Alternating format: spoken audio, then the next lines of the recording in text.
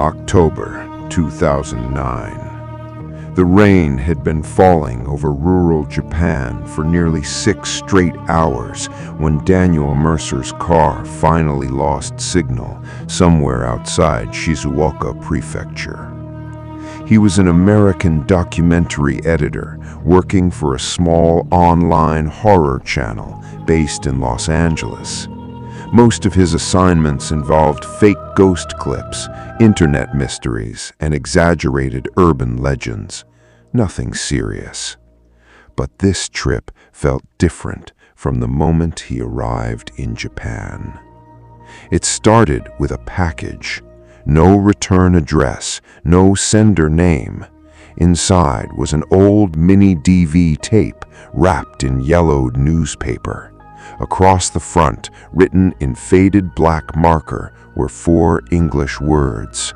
They never came back. Daniel originally thought it was another internet hoax, maybe a staged horror project from some underground filmmaker trying to go viral. Still, curiosity won. The footage on the tape was unstable, grainy, and badly damaged.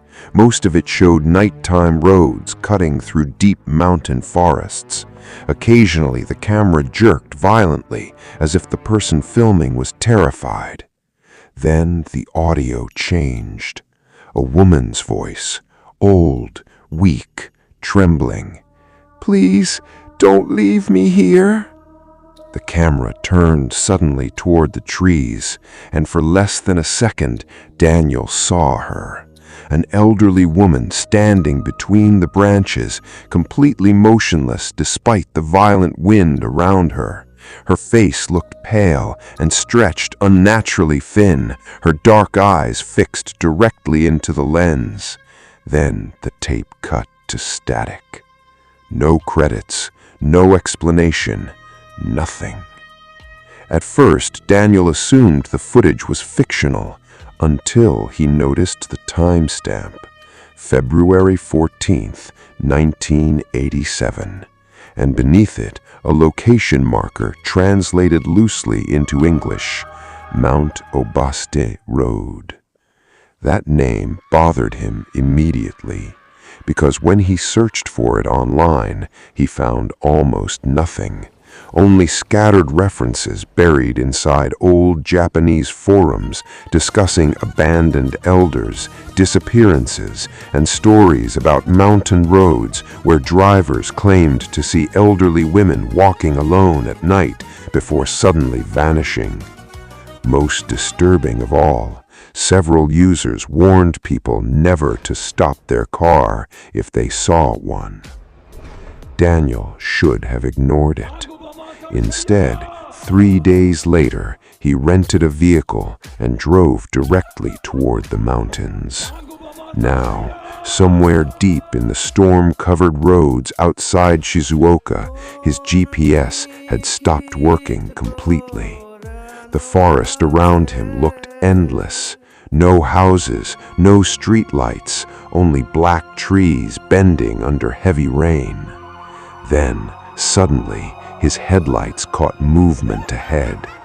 A figure, someone walking slowly along the side of the road. Daniel eased his foot on the brake. At first, he thought it was just another stranded traveler, but as the figure stepped closer into the light, his stomach tightened.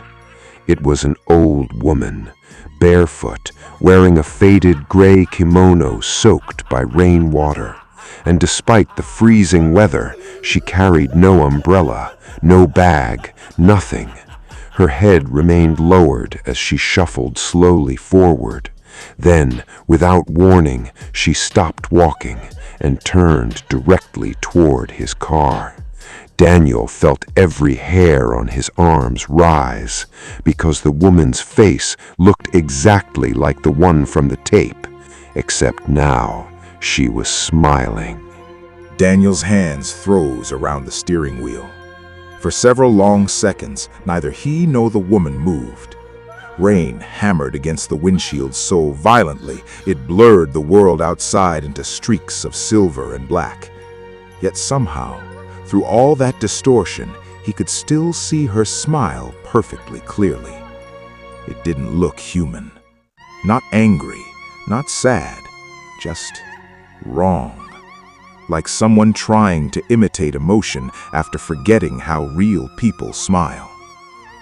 Daniel reached for his phone instinctively. No signal.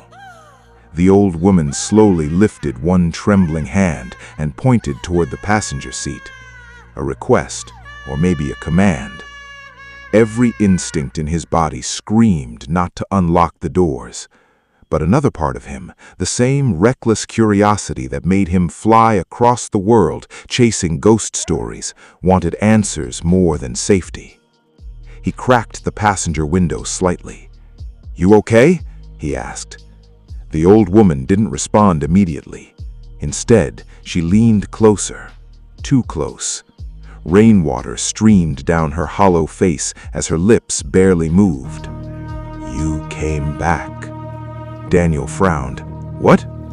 Her cloudy eyes shifted toward the back seat. That's when Daniel noticed something impossible. The rearview mirror showed the empty road behind him, but reflected no woman standing beside the car. His pulse spiked. He turned sharply toward the passenger side again, and the woman was suddenly inches from the glass. Daniel recoiled violently. The old woman's expression hadn't changed, but now he could see deep scratches covering her neck, disappearing beneath the collar of her kimono like claw marks. Then she whispered, "They're still waiting in the forest." The radio exploded with static. A shrill burst screamed through the speakers, making Daniel flinch. And mixed inside the noise, voices, weak voices, dozens of them, crying, begging, "Please, don't leave us! Come back!" Daniel killed the radio immediately.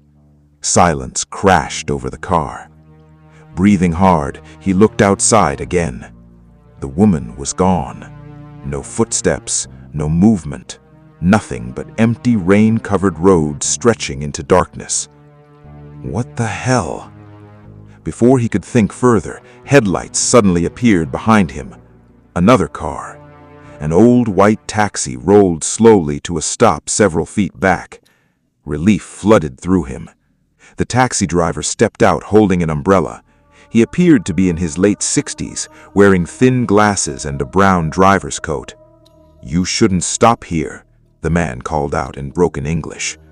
Daniel quickly exited his vehicle. "Thank God, I thought I was stranded out here." The taxi driver's expression remained tense. "Did you see someone?" Daniel hesitated. "An old woman." The taxi driver's face immediately drained of color. Without another word, he grabbed Daniel by the arm and pulled him toward the taxi. "You leave now." Daniel resisted slightly. "Wait, do you know about this place?" The driver stared toward the forest. For a moment, he looked genuinely afraid. Then he spoke quietly.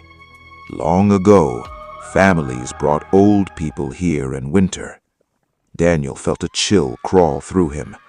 "They abandoned them?" The driver nodded slowly. "Some died from cold, some starvation, some—" He paused. "Some never stopped waiting." Lightning flashed across the mountains. For a split second, the trees beyond the road illuminated bright white, and Daniel saw them. Shapes, human figures standing silently between the trunks. Dozens of them, watching. The taxi driver noticed Daniel staring. "Do not look too long," he whispered urgently. But Daniel had already looked, because among those motionless figures, one stood closer than the others, an elderly woman in a soaked gray kimono, smiling. And this time, she was holding something in her hands, a small videotape. Daniel couldn't take his eyes off the woman in the trees. The videotape dangled loosely from her pale fingers as rain poured through her thin gray hair. She stood perfectly still while the other shadowy figures behind her slowly faded into darkness. Then the lightning vanished. And so did they. The forest became empty again. The taxi driver shoved Daniel toward the cab harder this time. "Now!" he snapped. Daniel climbed inside without arguing further. The moment the doors locked, the driver accelerated down the mountain road faster than seemed safe in the storm. Neither man spoke for nearly 5 minutes. Only the sound of rain and the faint static still crackling from Daniel's camera bag in the back seat. Finally, the driver broke the silence. "You brought something with you, didn't you?" Daniel looked confused. "What?" "From the mountain." Daniel slowly turned toward the back seat. The zipper of his camera bag was open. He was certain he had closed it earlier. Inside, resting on top of his equipment, was the videotape from the forest. Wet, fresh mud clinging to its edges. Daniel's chest tightened. "That's impossible." The tracker glanced at the tape through the mirror and muttered something quietly in Japanese. "What did you say?" The old man hesitated. "In these mountains, spirits follow memory. If they choose you, they do not leave." Daniel tried forcing out a laugh, but it sounded weak even to himself. "You seriously believe that?" The driver didn't answer immediately. Instead, he reached into his coat pocket and handed Daniel an old photograph. Black and white, faded with age. It showed 6 villagers standing beside wooden houses near the mountains. 4 adults, 2 children. But what caught Daniel's attention was the elderly woman seated at the center. Even through the grainy image, he recognized her instantly. Same hollow face. Same empty smile.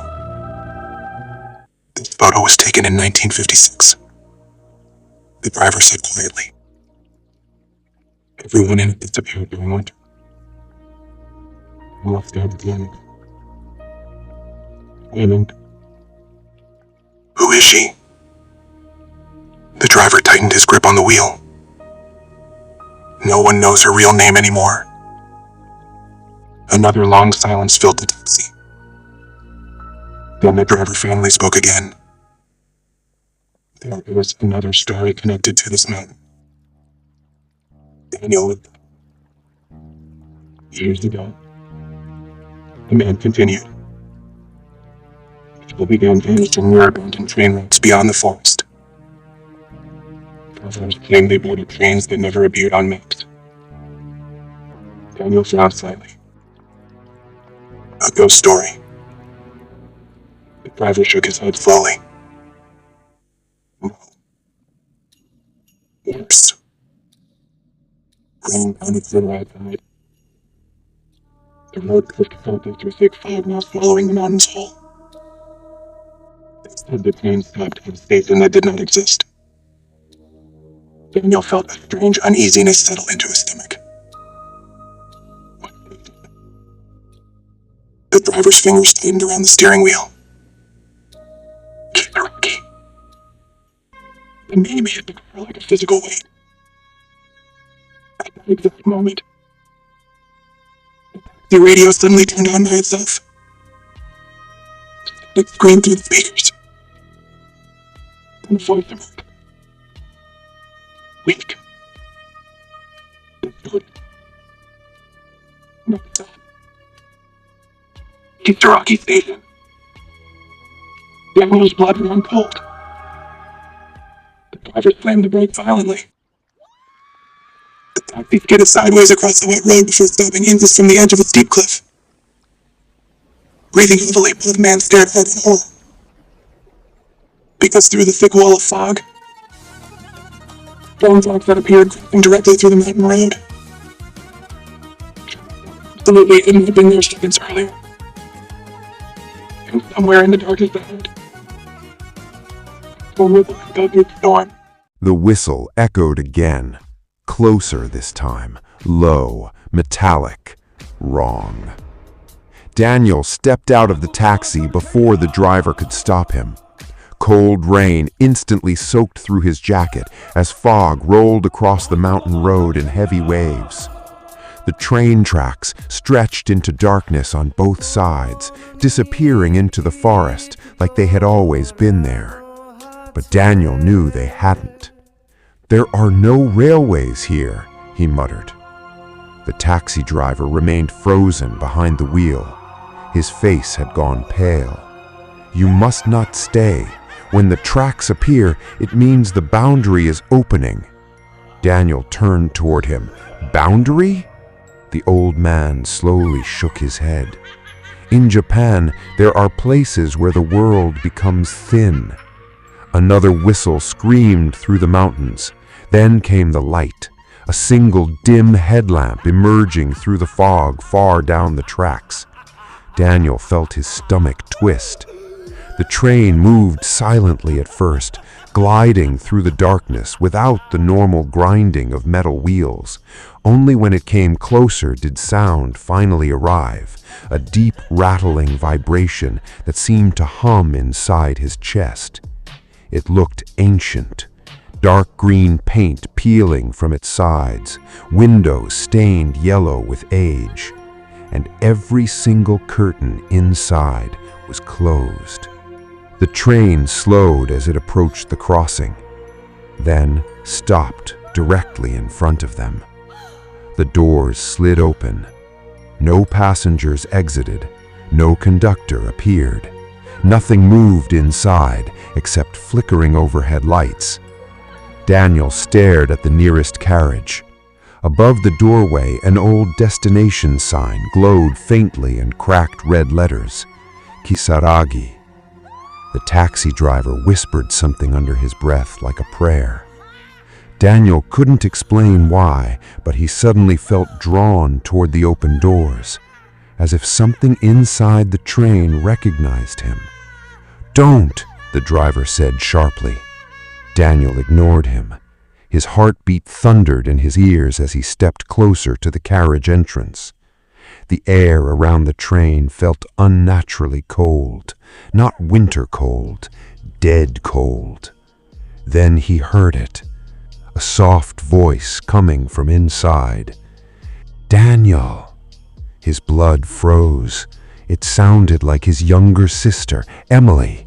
Impossible. Emily had died 7 years earlier. Daniel stepped on to the first metal stair before his mind fully processed what he was doing. The lights inside flickered violently. Rows of empty seats stretched down the carriage. At least, they looked empty at first. Then, one of the passengers slowly lifted its head. An elderly woman, gray kimono, pale skin, smiling. Another figure turned, then another. The entire carriage car was filled with silent passengers staring directly at him.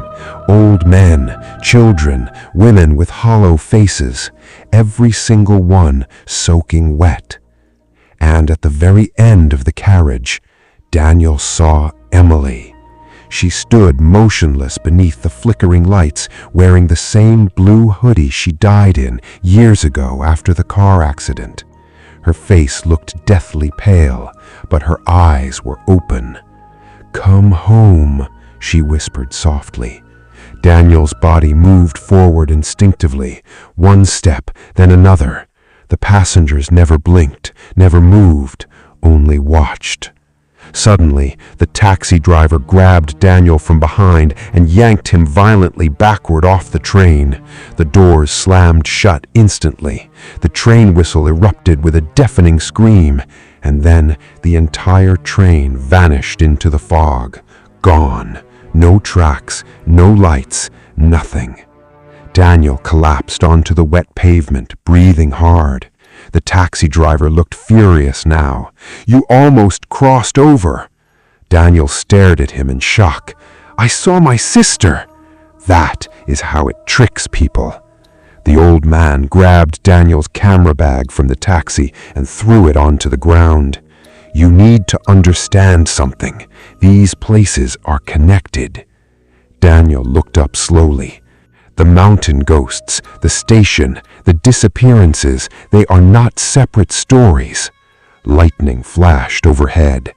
"And once something notices you," the driver's voice lowered almost to a whisper, "it keeps calling." At that exact moment, Daniel's phone vibrated inside his pocket. No signal bars, no caller ID, only a single incoming video file. Its title read, "Red Room Final. Move." Daniel stared at the phone screen while rainwater dripped from his trembling hands. The video file continued downloading despite the complete lack of signal. 0%, 12%, 47%. The taxi driver noticed the file name and immediately stepped back. "No," he whispered. Daniel looked up. "You know what this is?" The old man didn't answer. For the first time since meeting him, genuine terror spread across his face. "You must delete it now." The file finished downloading, 100%. Before Daniel could react, the screen suddenly turned black. Then the video opened by itself.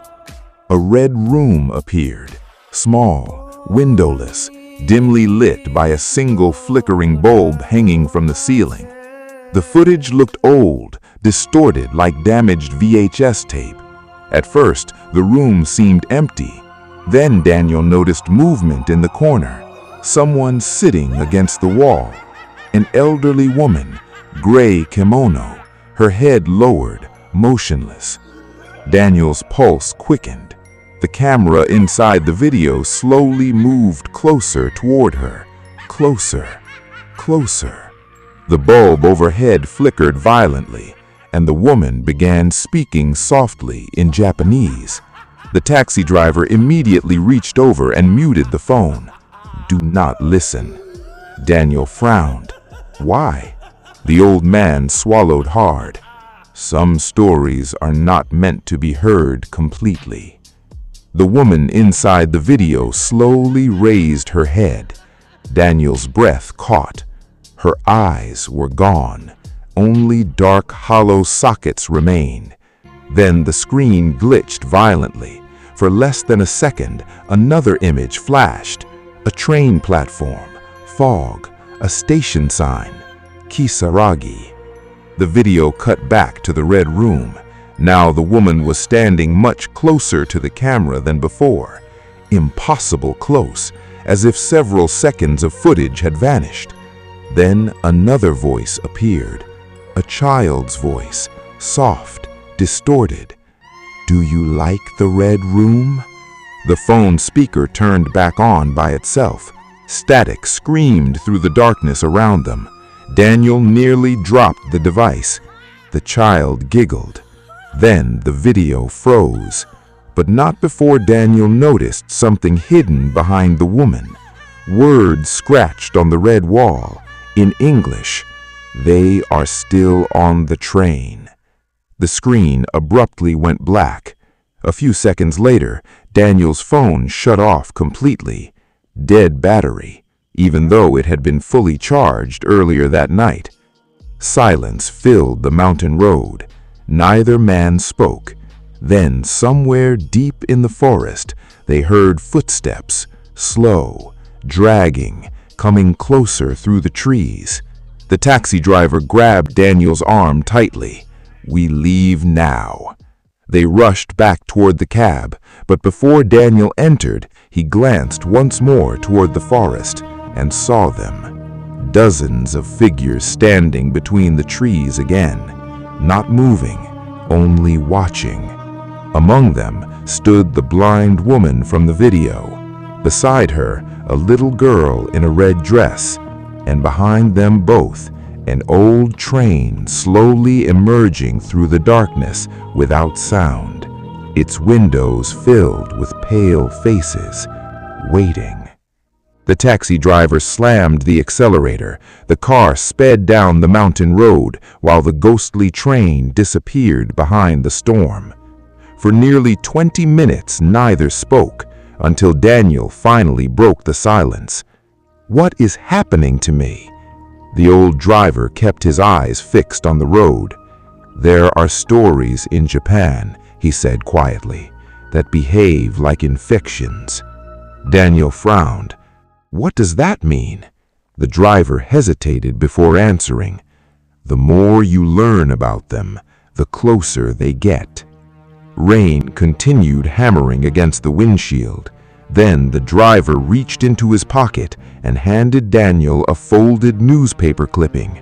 The article was old, dated October 17th, 2001, and the headline made Daniel's blood run cold. "American student missing after investigating Samishima incident." Below the headline was a photograph of a young man standing beside the exact same taxi driver. This is where the real horror begins. And trust me, what happens next, you won't forget. If you're enjoying this, hit subscribe to Nightfall Horror 002, because something even more terrifying is coming. Daniel unfolded the newspaper clipping with shaking hands. The article was faded and water-damaged, but the photograph was unmistakably clear. A young American man stood beside the taxi driver outside a rural train station at night. Both stared directly into the camera with tense expressions, as if the picture had been taken moments before something terrible happened. The student's name was Ethan Cole, 22 years old, exchange student from Oregon, missing since October 2001. Daniel looked up slowly. "You knew him?" The taxi driver's eyes remained fixed on the road. "Yes." "What happened to him?" The old man didn't answer immediately. Instead, he lit a cigarette with trembling fingers, despite the rain still leaking through the cracked windows. He asked too many questions. Daniel stared at him. "About what?" The driver exhaled smoke slowly. "Shamishima." The word instantly changed the atmosphere inside the cab. Even saying it out loud felt wrong somehow, like the air itself tightened around the name. Daniel leaned back uneasily. "I've heard about that online. The internet legend, right?" The taxi driver gave a bitter smile. "That is what people call it now." "You're saying it's real?" "No," the old man replied quietly. "Not real." Daniel frowned. "Then what is it?" The driver finally looked at him directly through the mirror. "It is something people built by accident." Lightning flashed outside. The mountains briefly illuminated around them before sinking back into darkness. When fear spreads long enough, stories stop being stories. Daniel stayed silent. "You know why the Shamishima incident became dangerous?" the driver asked. "Because nobody knew the truth?" The old man shook his head slowly. "Because millions of people imagined something worse than the truth." The taxi turned onto a narrow road lined with abandoned buildings and rusted vending machines. Daniel noticed every storefront was closed. No lights, no people. Nothing alive. It started online in 2001, a forum thread. Someone asked about a hidden incident nobody was supposed to discuss. Daniel remembered reading about it briefly years ago. Right, and people invented fake stories around it. "Yes," the old man whispered, but eventually people started disappearing. Daniel's stomach tightened. "You actually believe that?" The taxi driver suddenly slammed the brakes. The car stopped hard in front of an old convenience store, glowing faintly beneath flickering fluorescent lights. It was the first open building Daniel had seen in hours. "You should not say its name too often," the old man muttered. Daniel looked confused. "Why?" The driver pointed silently toward the store window. Daniel followed his gaze and froze. Every television inside the convenience store had turned on at once. Static flickered across the screens. Then words slowly appeared in white text. "Do you remember Shimishima?" Daniel felt cold spread through his chest. The store clerk behind him hadn't noticed. He continued reading a magazine casually as every screen behind him flickered violently. Then the text changed. "He is asking questions again."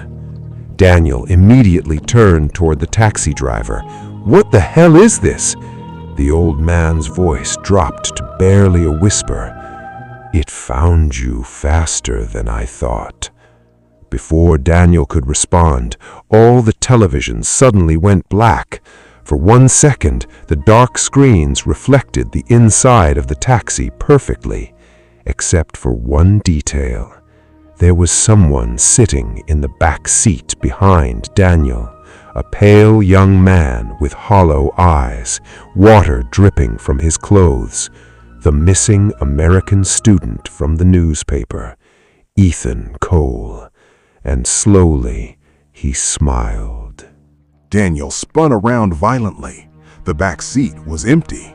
No Ethan, no wet footprints, nothing. His breathing became uneven as he stared into the darkness behind him. "You saw him too, didn't you?" Daniel asked. The taxi driver didn't answer immediately. Instead, he restarted the engine and pulled away from the convenience store without another glance. Outside, the streets looked abandoned. The deeper they drove into town, the stranger everything became. Traffic lights changed for roads with no cars. Apartment windows glowed despite no movement inside. Even the air felt wrong, heavy and silent, like the entire town was holding its breath. Finally, the driver spoke. "Ethan started the same way you did." Daniel kept watching the rearview mirror nervously. He came to Japan researching internet horror stories for a documentary website. At first, he thought the Samishima incident was only an online myth. And then, Daniel asked, he found something connected to it. Daniel frowned. What kind of something? The driver hesitated. A recording. Daniel felt his stomach drop instantly. The videotape? The old man nodded slowly. He found footage hidden inside an abandoned apartment near Kyoto. Daniel leaned forward. What was on it? No one knows completely.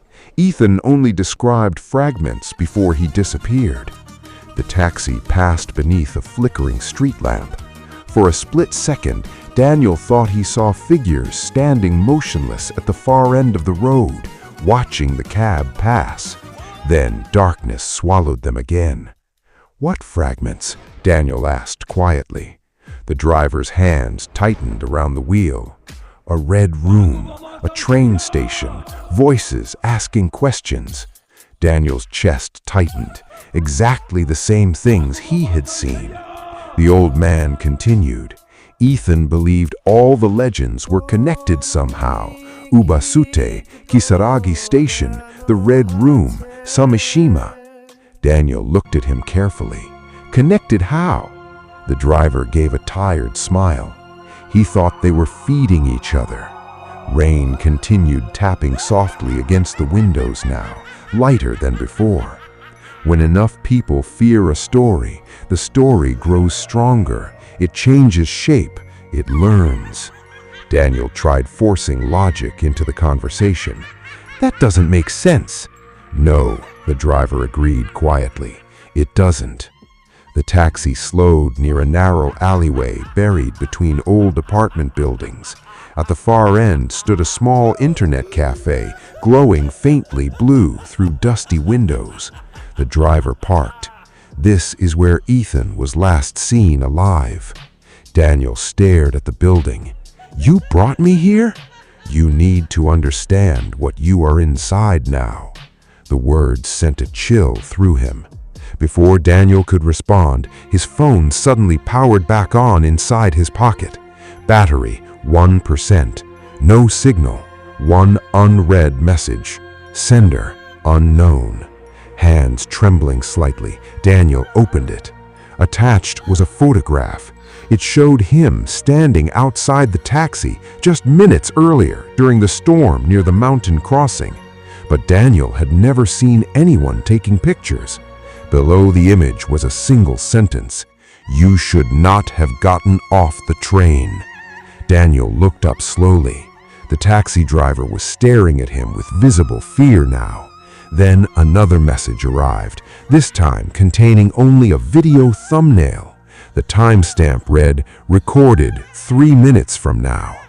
Daniel's pulse stopped cold because the thumbnail showed him inside the internet cafe, covered in blood. Daniel stared at the video thumbnail so long that the screen dimmed. His own face looked distorted in the image, eyes wide, skin pale, blood smeared across his mouth and shirt like he had crawled through something violent. Behind him, barely visible in the cafe reflection, stood several shadowy figures, watching. The timestamp underneath remained unchanged, recorded 3 minutes from now. "This isn't funny," Daniel whispered. The taxi driver looked genuinely disturbed. "I did not send that." Daniel quickly checked the sender information. Unknown, no number, no account, only static symbols replacing the username. Then another notification appeared. Live location shared. Daniel opened it instinctively. A blinking red dot appeared on the map. Not inside the cafe. Below it. Deep underground. The taxi driver noticed the screen and cursed softly in Japanese. "No." "What?" The old man looked toward the internet cafe entrance. "There used to be bomb shelters beneath this district after the war." Daniel frowned. "So?" The driver's voice lowered. "People say hidden rooms still exist under some buildings." A cold breeze drifted through the alley. Somewhere nearby, metal clanged softly. Daniel looked around uneasily. The entire neighborhood felt abandoned. No traffic, no voices, only flickering lights and distant rainwater dripping through gutters. Then the cafe door slowly opened by itself. Daniel and the driver froze. A young employee stood inside behind the counter. Early 20s, thin glasses, black hoodie, completely expressionless. He raised one hand slowly toward Daniel, almost like inviting him inside. Daniel whispered, "Did he hear us?" The taxi driver's face had gone pale again. "No." "Then why is he staring at me like that?" The old man didn't answer because the employee suddenly spoke in perfect English. "You're late." Daniel's blood turned cold. The cafe worker smiled slightly. "He's been waiting downstairs." The driver immediately grabbed Daniel's arm. "We leave, now." But before they could move, every light inside the cafe shut off at once. Darkness swallowed the building completely. Then computer monitors slowly flickered on one by one inside the black room. Dozens of them, each screen glowing deep red. And on every single monitor, Daniel saw the same image. The red room. The eyeless woman standing motionless beneath the hanging light bulb. Only this time, she wasn't alone. Beside her stood Ethan Cole, the missing American student. His skin looked pale and waterlogged, His mouth hung slightly open, as though trying to speak. Then, all the monitors changed again, simultaneously. Now they displayed a live camera feed. Daniel's breath caught in his throat. The screen showed him and the taxi driver standing outside the cafe in real time. Someone was filming them from inside the darkness. Slowly, the camera inside the cafe began moving closer toward the front window. Closer, closer. The employee behind the counter never moved, never blinked. Then, the camera abruptly tilted downward toward a basement door hanging slightly open behind the counter. And from somewhere deep below the cafe, Daniel heard it. A child's voice, soft, almost playful. "Do you want to see what happened to Ethan?" The taxi driver stepped backward immediately. "We are leaving." But Daniel couldn't move because another figure had just appeared on the monitor behind him. An old woman in a soaked gray kimono, standing directly beside the taxi, smiling. Daniel turned toward the taxi instantly. The old woman stood beside the passenger door exactly as she appeared on the monitor. Rain dripped silently from her gray kimono. Her pale hands rested against the window glass. And somehow, despite the storm, her reflection still didn't appear anywhere. Not in the taxi windows, not in puddles, not even in Daniel's phone screen. The taxi driver backed away slowly, like a man facing a wild animal. "You must not let her speak to you," he whispered. But the woman already had. "Daniel." Her voice sounded weak, ancient, like dry paper tearing apart. "You left them alone." Daniel's chest tightened. "What are you talking about?" The woman tilted her head slightly, and suddenly Daniel wasn't standing in the alley anymore. For a brief, horrifying second, the world around him changed. The rain vanished. The town vanished. He stood inside a freezing forest covered in snow. Moonlight spilled between dead trees, and everywhere around him, people were kneeling in the snow. Old men, women, children, their faces hollow from starvation, their skin blue from cold. Dozens of trembling voices whispered at once, "Please, don't leave. We're still here." Daniel stumbled backward in panic. Then the vision disappeared. The alley returned instantly.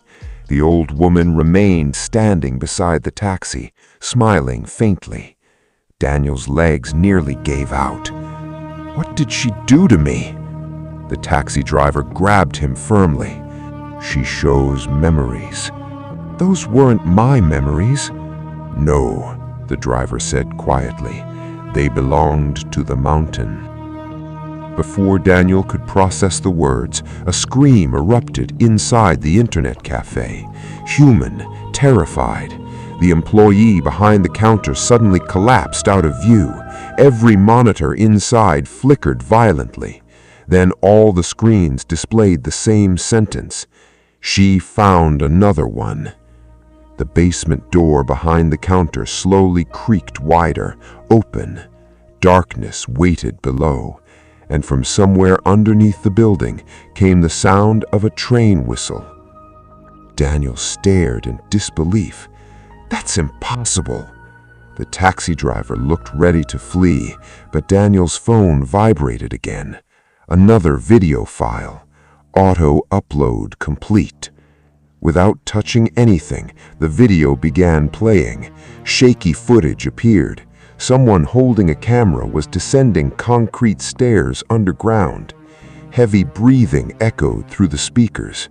Then Daniel recognized the voice. Ethan Cole. "Oh God," Daniel whispered. Ethan sounded terrified. "If anyone finds this, do not come down here." The flashlight beam shook violently across mold-covered walls, old Japanese warning signs, rusted pipes. Then the camera turned a corner and revealed train tracks underground. Daniel's pulse thundered, an entire abandoned subway tunnel hidden beneath the cafe. Ethan kept speaking between panicked breaths. "I thought Samashima was just an internet myth, but it's connected to something older." A distant metallic screech echoed through the tunnel, like a train braking somewhere in darkness. Then Ethan whispered, "I think the station moves." The flashlight beam suddenly caught movement ahead, a platform emerging from darkness, and mounted above it a cracked station sign, Kisaragi. The video glitched violently. Static swallowed the screen for several seconds. When the image returned, Ethan was no longer alone. Several pale figures stood motionless on the platform behind him, watching silently.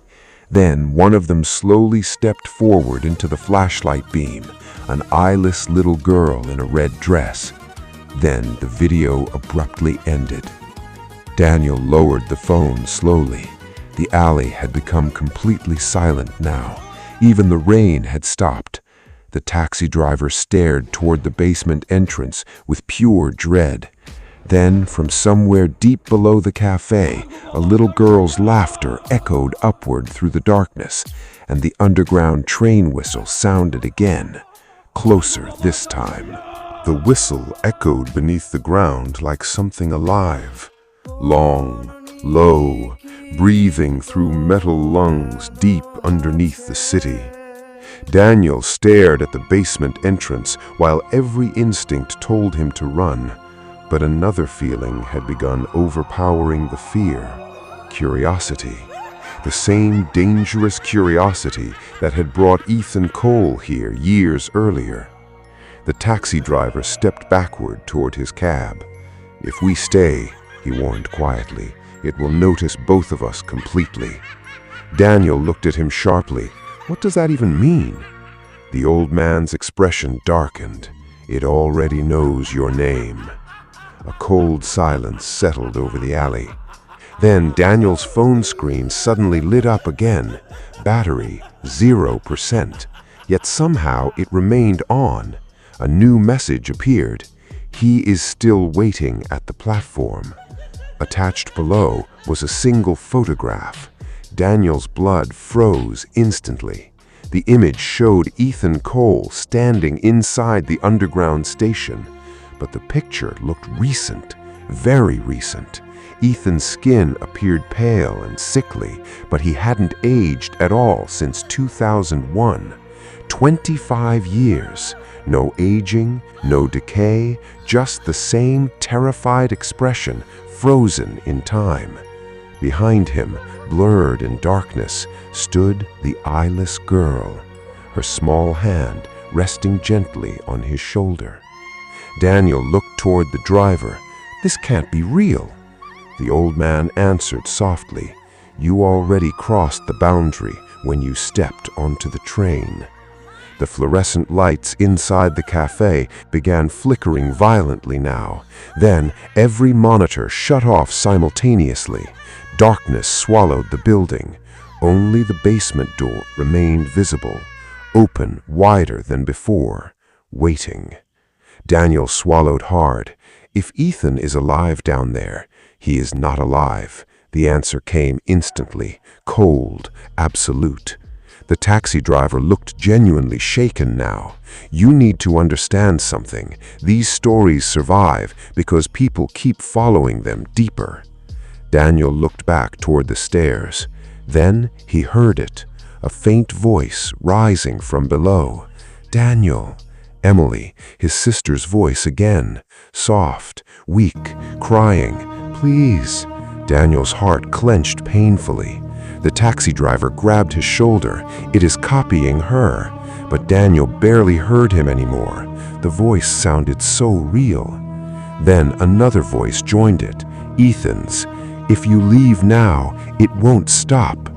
Daniel stared into the darkness. The underground tunnel seemed impossibly deep now, swallowing all light descending below. And somewhere far beneath, metal wheels screeched against tracks. The train was arriving. Daniel made his decision. I'm going down. The taxi driver closed his eyes briefly in defeat. You will not come back the same. Daniel grabbed a flashlight from his camera bag and stepped toward the cafe entrance. The moment he crossed inside, every television suddenly turned back on at full volume. Static exploded through the room, and across every screen appeared the same sentence: "Final passenger confirmed." Daniel froze. Then, slowly, all the monitors changed again. Now, each monitor showed a live feed from underground, a train platform buried beneath the city, fog drifting across empty tracks, and standing alone beside the station sign was Daniel himself, wearing the exact same clothes, holding the same flashlight, watching the camera silently. The real Daniel staggered backward. What the hell? The version of him on the screen slowly smiled, then lifted one finger, pointing behind the camera towards something standing in darkness. The monitors glitched violently before shutting off again. Complete silence returned. Daniel turned toward the basement stairs, and deep below, he heard a train door slowly sliding open. Before you leave, one question. Are you sure no one is behind you? If you liked this feeling, subscribe to Nightfall Horrors 002 and stay with Nahid Hassan, because the horror doesn't end here. Daniel descended the basement stairs slowly, each step echoing deeper into something that felt less like a building and more like a hollow space carved beneath reality itself. The air changed immediately. Upstairs had been damp and cold. Down here, it was older, like breathing inside a sealed room that had never been opened in decades. His flashlight cut through thick darkness, revealing concrete walls stained with water damage and rusted pipes running along the ceiling. Then he saw it. Train tracks, real steel rails embedded directly into the basement floor, stretching forward into a tunnel that shouldn't have existed beneath a cafe. Daniel whispered under his breath, "This is impossible." The tunnel responded with silence, until the train whistle sounded again, much closer, behind him. He spun around. The taxi driver was still at the top of the stairs, watching, but now there was someone else beside him, the old woman in the gray kimono. She stood perfectly still, half lit by the dim cafe light above, smiling faintly. The driver looked terrified, unable to move. "Daniel, don't go further!" he shouted. But Daniel couldn't answer, because something ahead in the tunnel had begun to glow, a soft red light, like a station sign waking up after centuries of sleep. He moved forward cautiously. Each step made the rails vibrate faintly under his feet. Then he heard voices again, not from behind him this time, from the walls. Whispers layered over one another, old, young, male, female, too many to count. "We're still here. You left us. Don't leave again." Daniel's flashlight flickered once, twice, then stabilized, and in that moment he saw them. People standing inside the tunnel walls, not physically inside the space, but embedded into it, like their shapes had been pressed into reality itself and frozen there, their faces twisted in silent suffering. Among them, Ethan Cole. His eyes were wide open, lips moving without sound, as if trapped mid-sentence for decades. Daniel stepped back in shock. "Ethan!"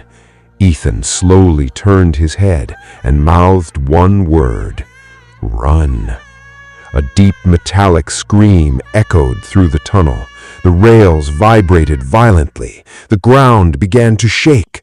Something massive was approaching from the darkness ahead. Daniel turned his flashlight forward, and he saw it. The train. Not like before. This one wasn't emerging from fog. It was coming through the tunnel itself, as if the tunnel had been built around it in reverse. Its headlights were dim and blood-colored, its metal body covered in scratches that looked like claw marks, and every window was filled with faces pressed against the glass from the inside, screaming silently.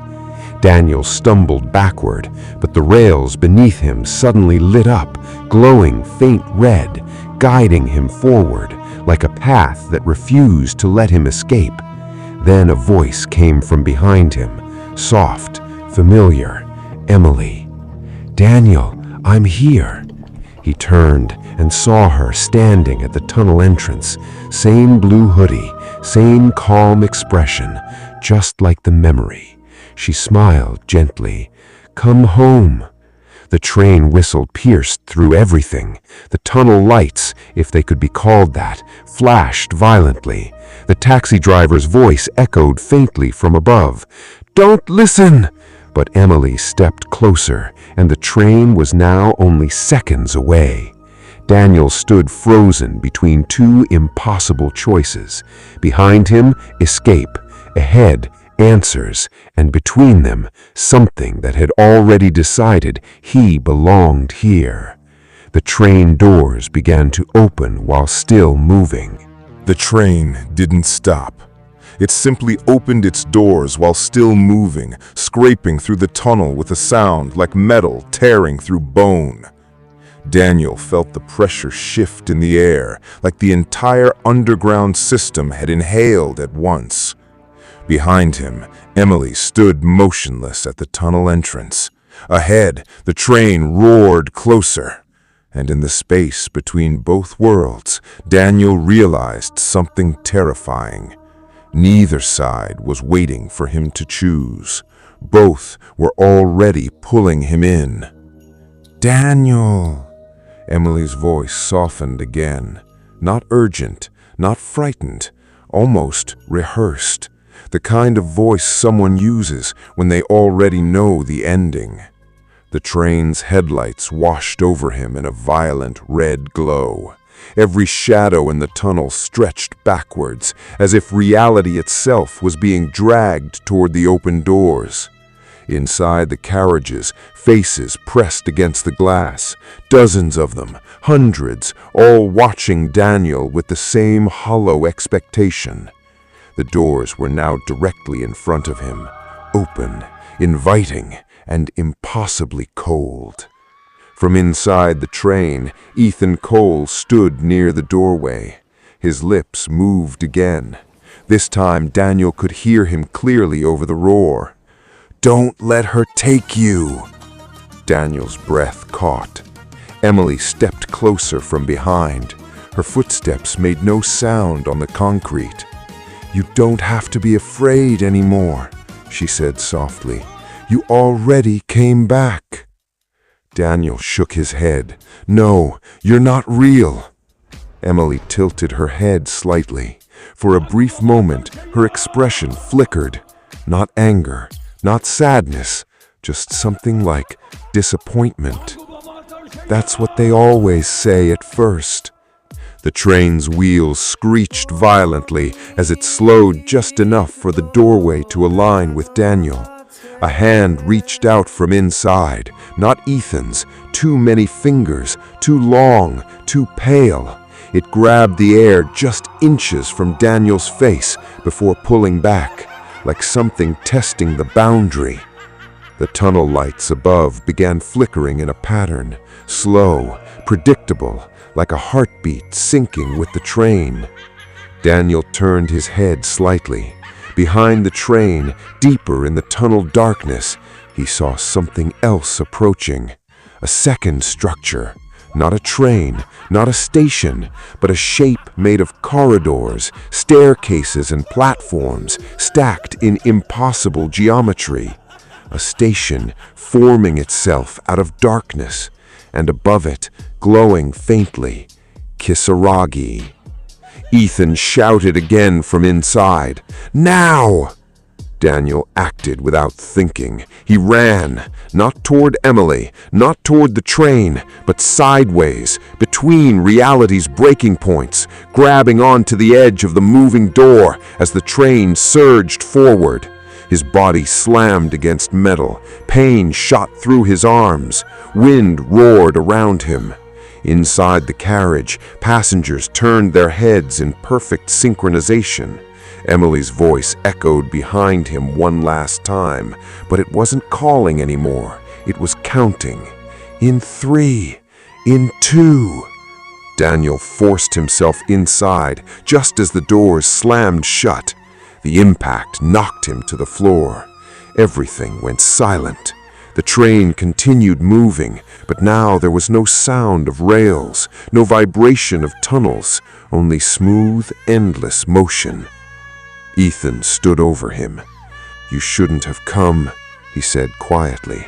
Daniel gasped, "What is this place?" Ethan looked toward the windows. Outside was no longer tunnel. It was open darkness, a sky with no stars, and far below it, countless abandoned stations floating like islands in void space. Ethan answered finally. "This is where the stories go when people stop questioning them." The lights flickered. Every passenger turned toward Daniel again, slowly, synchronizing, as if recognizing something new had just joined them. A new destination appeared on the train's internal display screen. Final stop, unregistered. And from somewhere far behind the train, Emily's voice echoed one last time through the void.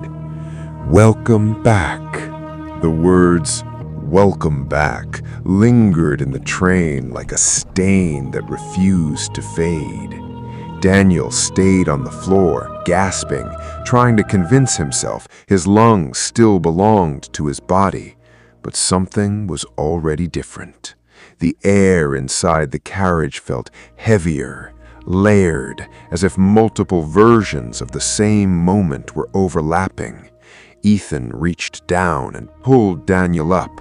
His grip was cold, not dead cold, more like something that had forgotten warmth a long time ago. "You crossed the threshold," Ethan said quietly. "Now it will start integrating you." Daniel wiped rainwater, or something like it, from his face. Integrating into what? Ethan didn't answer right away. Instead, he looked around the train. Every passenger was now perfectly still, not asleep, not awake, something in between. Their heads slightly tilted toward Daniel, as if listening through him rather than at him.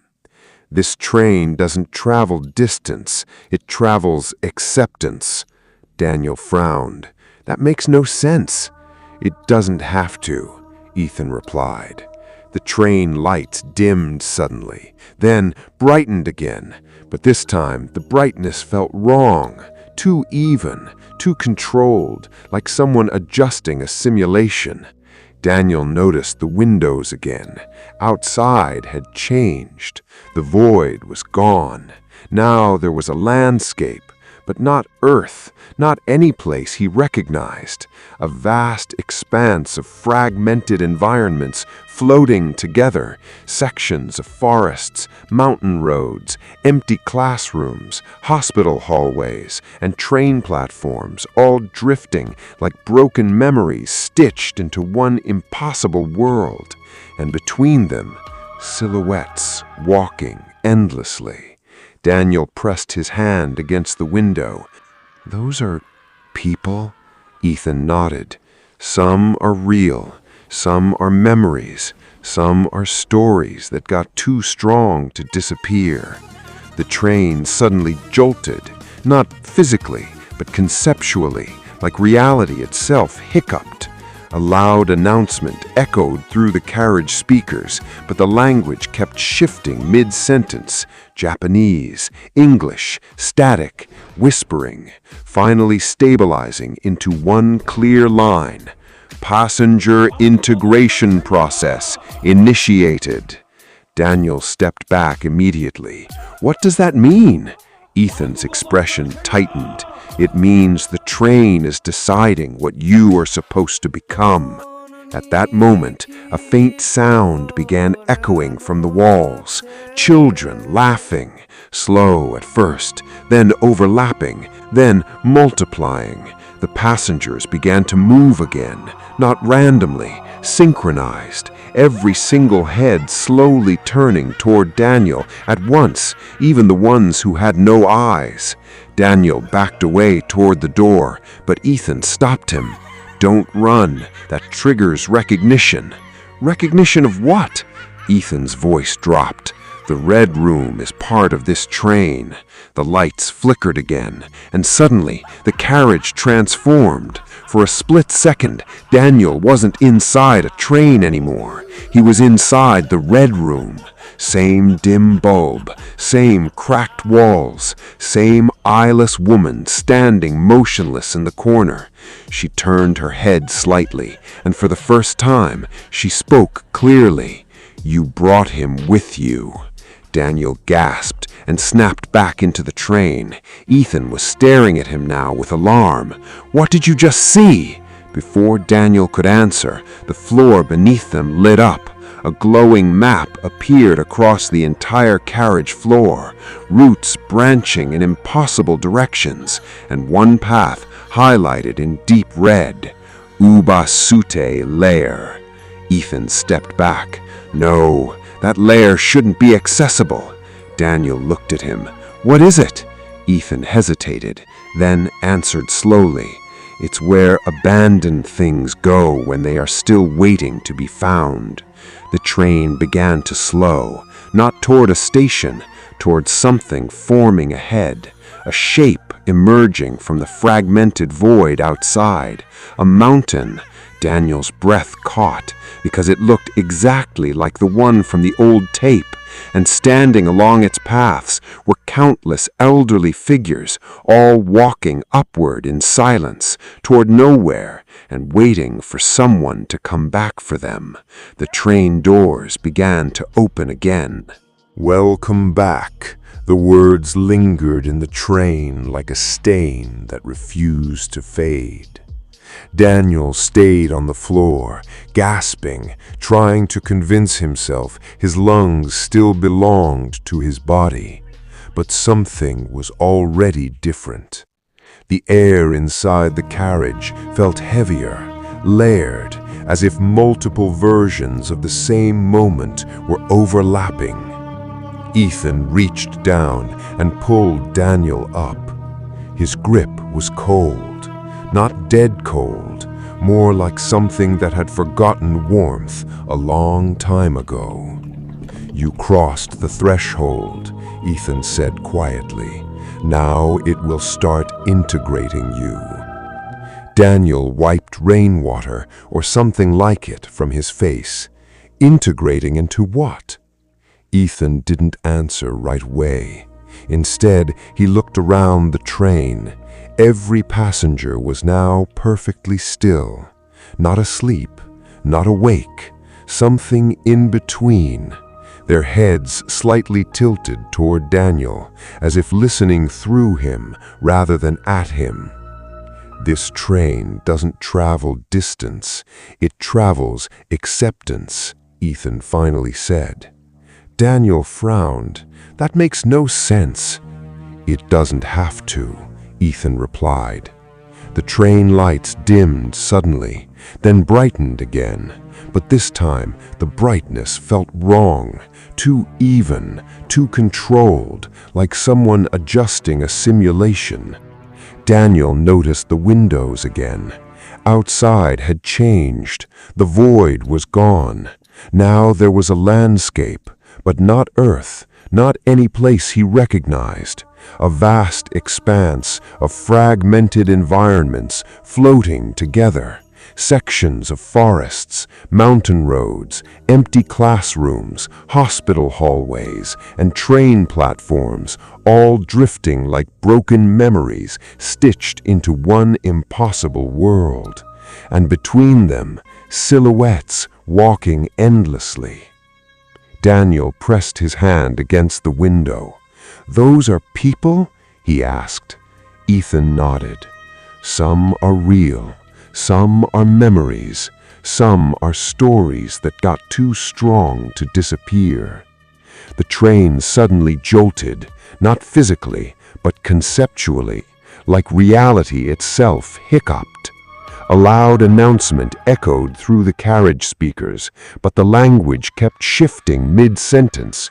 Japanese, English, static, whispering, finally stabilizing into one clear line. Passenger integration process initiated. Daniel stepped back immediately. "What does that mean?" Ethan's expression tightened. "It means the train is deciding what you are supposed to become." At that moment, a faint sound began echoing from the walls. Children laughing, slow at first, then overlapping, then multiplying. The passengers began to move again, not randomly, synchronized, every single head slowly turning toward Daniel at once, even the ones who had no eyes. Daniel backed away toward the door, but Ethan stopped him. "Don't run, that triggers recognition." "What?" Ethan's voice dropped. "The red room is part of this train." The lights flickered again, and suddenly the carriage transformed.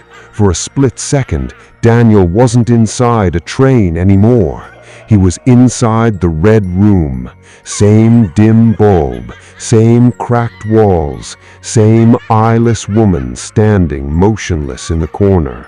She turned her head slightly, and for the first time, she spoke clearly. "You brought him with you." Daniel gasped and snapped back into the train.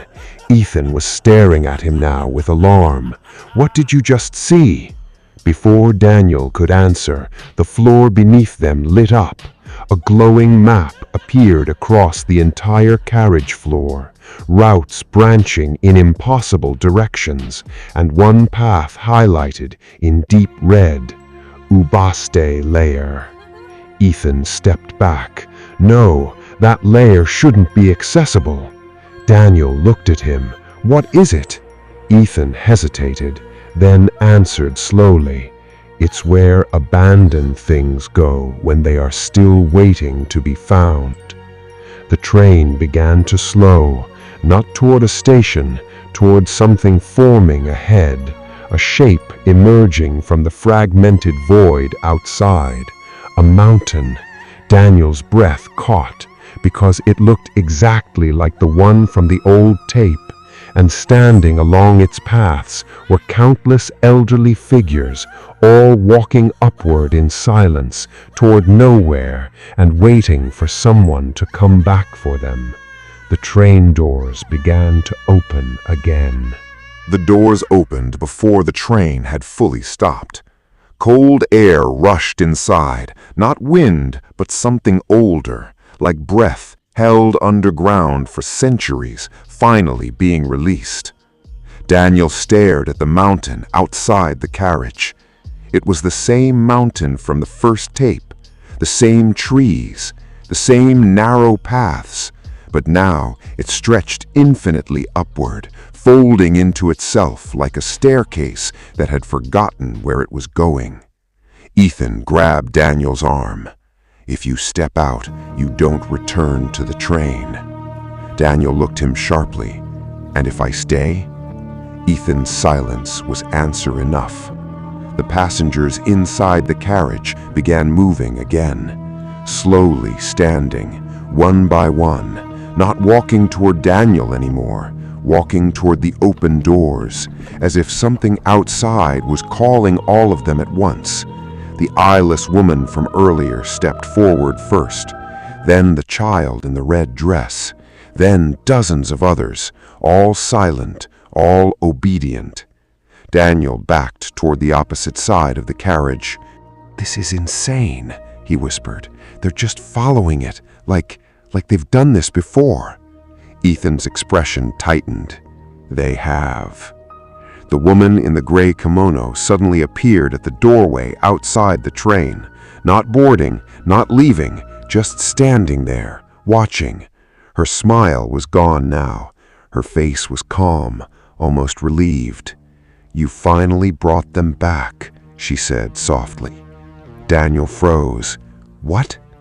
She lifted her hand and pointed toward the mountain path, and then Daniel saw it.